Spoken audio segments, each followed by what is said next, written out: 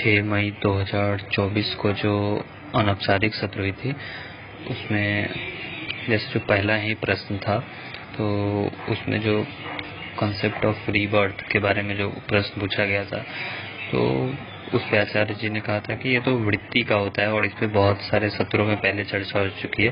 तो जो सत्र था उसमें आचार्य जी ने बहुत जोर देकर ये बोला कि हमें रिफ्लेक्शंस लिखने के लिए, क्योंकि ये जो हम जुड़े हुए हैं, एक तरह से जो हम कोर्स कर रहे हैं, उस कोर्स का जो है वो 2 वे कम्युनिकेशन है, और उसमें अगर हम लाभ लेना चाहते हैं तो हमें जो प्रक्रिया बताई जा रही है उस प्रक्रिया को फॉलो करना होगा।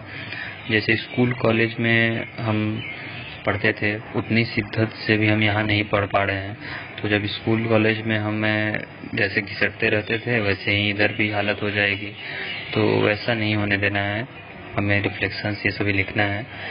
और जो पुराण की एक कुछ उक्ति उठाकर एक हमारे साथी ने डाल दिया और कहा कि ये वेदांत से मैच तो नहीं कर रही है। तो फिर उसमें भी आचार्य जी ने कहा कि श्रुति का और स्मृति का जो है वो हमें पता होना चाहिए कि श्रुति प्रथम होती है और स्मृति बाद में।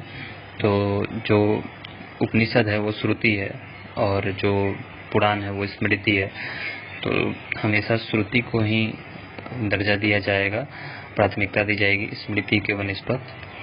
फिर पैसिव रिसीवर बनने से कुछ नहीं होगा, ये भी आचार्य जी ने कहा था। मीन्स हमें जब तक हम 2 वे कम्युनिकेशन में जो है पार्टिसिपेट नहीं करेंगे, तब तक हमारा चेतना का स्तर नहीं बढ़ सकता है। फिर एक प्रश्न था कि हम कठिन काम क्यों नहीं करते, तो उसमें आचार्य जी ने कहा कि जो अहम की चाल होती है कि वो उठना नहीं चाहता है। जहाँ कठिनाई रहती है वहाँ ऊंचाई रहती है। तो ये प्रेम की भी बात होती है कि भले ही कठिन है, लेकिन अगर हमें प्रेम होगा तो हम उसको जरूर करेंगे। फिर एक प्रश्न था कि हमारे काम शुरू होते हैं पर छूट के हो जाते हैं।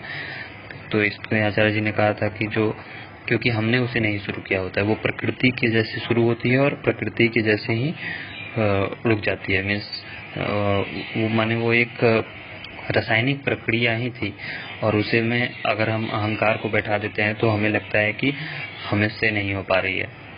तो वो पता होनी चाहिए।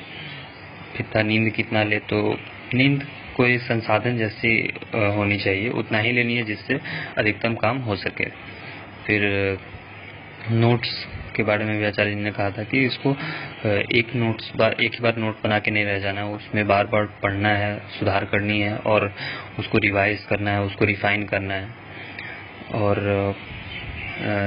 जो एक एक्टिविटी थी हमारी 5 मई 2024 वाली, उसमें हमीदा और नाजिया जो थी उनके बारे में कहना था। तो उसमें आचार्य जी ने कहा कि दोनों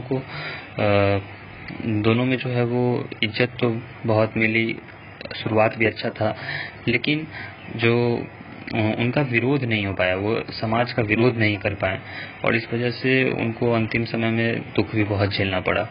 तो वो आत्मज्ञान की कमी से ही ऐसा होता है, नहीं तो उनके पास एक बहुत अच्छी संभावना थी कि वह समाज को बहुत और कुछ अच्छा दे जा सकती थी और अपने लिए भी बहुत उनकी ऊंचाई उठ सकती थी।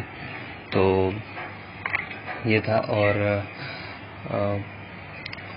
एक था बोर्डम से कि आज़ादी, मतलब ये जो बोरिंग लगती है वो उससे कैसा आज़ाद हो। तो उसका आचार्य जी ने बताया कि अगर प्रेम होगा जीवन में तो शायद बोर्डम नहीं होगा। और जो गतसंग है, गतसंग माने ही जो है वो संगति से, वैसे लोगों की संगति न करना, या फिर जिस संगति से कुछ मिल नहीं सकता उससे परे हो जाना। तो ये सब आचार्य जी ने कहा था।